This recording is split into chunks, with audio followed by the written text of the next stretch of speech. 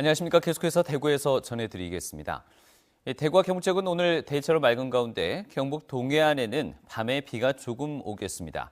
오늘 낮 최고 기온은 대구 10.2도, 구미가 8.9도, 포항이 11.6도, 안동이 10도로 어제와 비슷하거나 조금 높았습니다. 내일은 흐리고 오후 한때 5mm 안팎의 비가 오겠습니다. 내일 아침 최저 기온은 대구 3도, 안동 2도, 낮 최고 기온은 대구 9도, 안동 7도로 오늘보다 조금 낮겠습니다. 박근혜 대통령이 자신의 거취를 국회에 맡긴다며 세 번째 담화를 발표했습니다. 모호하다란 이 비판부터 퇴진을 스스로 결정하지 왜 미루냐는 질타까지 시민들의 반응은 대체로 싸늘했습니다. 양관희 기자가 보도합니다. 박근혜 대통령이 세 번째 대국민 담화를 발표하자 시민들은 텔레비전 앞으로 모여들어 대통령의 발언에 귀를 기울였습니다.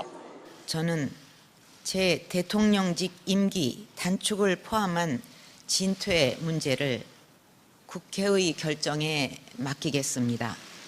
박 대통령이 자신의 퇴진 방안을 여야 정치권이 논의에 만들어주면 물러나겠다고 하자 시민들은 대체로 싸늘한 반응을 보였습니다. 애매모호한 담화란 질타부터 책임 떠넘기기에 불과하다며 지금까지의 입장과 별반 달라진 게 없다는 겁니다. 탄핵 절차를 수행하겠다는 말인지 어떤 말인지 잘 모르겠네요. 참 애매모호한 답인 것 같습니다. 박근혜 대통령님께서 뭐를 잘못했는지, 뭐를 어떻게 수습을 해야 되고 뭐를 해야 될지 그거에 대해서 자세하게 모르시는 것 같아요. 지금 저렇게 얘기하는 게 아니고 내가 다 내려놨다는 얘기는 하야하는 게 맞는 거죠. 법에 따라 국회가 하루빨리 탄핵을 의결해 대통령의 거취를 결정하도록 하는 게 맞다는 의견도 계속됐습니다. 국회에서 모든 일을 처리하기 때문에 그것을 국회에서 모든 결정을 따라줬으면 좋겠습니다. 거취뿐만 아니라 국정농단 등에 대해 명명백백한 대통령의 소명을 촉구하는 목소리도 여전합니다. 이것도 몇 주 뒤에 또 어떻게 번복될지 모르는 거죠. 예, 국민들이 궁금해하는 것들 많잖아요. 세월호나 뭐든지 이거부터 먼저 해소해 줬으면 좋겠어요. 25일 만에 나온 박 대통령의 3차 담화에도 시민노동단체는 예정된 집회와 파업을 이어간다는 방침입니다. MBC 뉴스 양관입니다.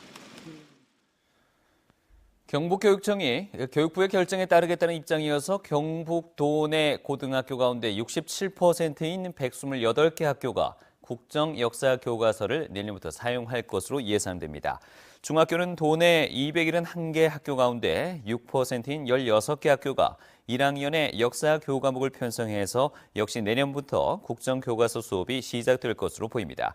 그러나 정교조 경북지부는 경북교육감과 경북교육청은 비정상적인 권력의 나팔수가 되지 말고 국정 교과서 반대 입장으로 전환하라고 촉구했습니다.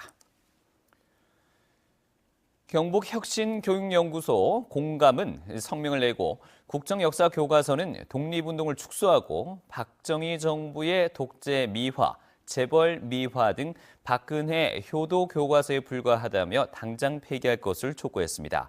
또 이영우 경북교육감이 국정교과서 폐기를 촉구하는 교육감 협의회 성명에 빠진 데 이어서 내년부터 교육 현장에 보급하겠다는 것은 국민 여론에 반하는 것으로 사과와 함께 보급 계획을 철회해야 할 것이라고 주장했습니다. 경상북도의회 김수문 의원에 따르면 경상북도 출자 출연기관과 보조기관 등 산하기관 30곳 가운데 13곳의 대표가 퇴직 공무원으로 43%를 차지했습니다. 기관장이 아닌 임원이나 간부까지 더하면 산하기관의 주요 자리를 꿰찬 퇴직 공무원은 21명이나 됩니다. 김 의원은 낙하산 인사를 줄이기 위해 전문성 있는 인사를 기용하고 실적 평가를 강화해서 재정 지원을 축소하는 등 강력한 조치가 필요하다고 주장했습니다. 희망원 인권유린 및 비리 척결대책위원회는 국가인권위원회가 사건 접수 8개월이 지나서야 내놓은 결과는 의혹 확인 수준이고 시설 장애나 대구시에 대한 실질적인 조치 없이 꼬리 자르기식으로 일부 직원만 검찰 수사를 의뢰했다고 비판했습니다. 또 지난 2011년과 2014년 생활인 폭행과 노동 착취 등의 문제가 불거진 다른 시설에는 폐쇄와 탈시설 조치를 권고해놓고 희망원에는 정책과 업무 개선을 권고한 것은 솜방망이 처벌이라며 인권위를 규탄했습니다.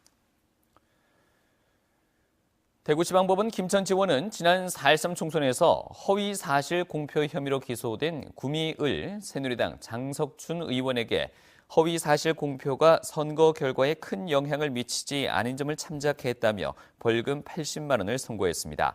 이로써 장 의원은 의원직을 유지할 수 있게 됐는데 장 의원은 선거를 앞둔 지난 3월 한 방송사의 인터뷰에서 당선을 목적으로 민주노동당에 입당한 사실이 없다고 허위 사실을 공표한 혐의로 불구속 기소됐습니다. 충북에서 고병원성 조류인플루엔자가 확산되면서 상주와 문경, 예천, 영주 등 경북 북부 지자체가 예방 차원의 차단 방역에 들어갔습니다. 영주시는 풍기 나들목에 거점 소독 시설을 설치하고 24시간 소독을 펼치고 있으며 문경과 예천 등도 충북 경계 지역에서 축산 관련 차량을 철저히 소독하고 있습니다. 또 시 군마다 긴급 가축 방역 심의 회의를 개최하고 농장에서도 방역에 차질이 없도록 즉각적인 조치를 주문했습니다.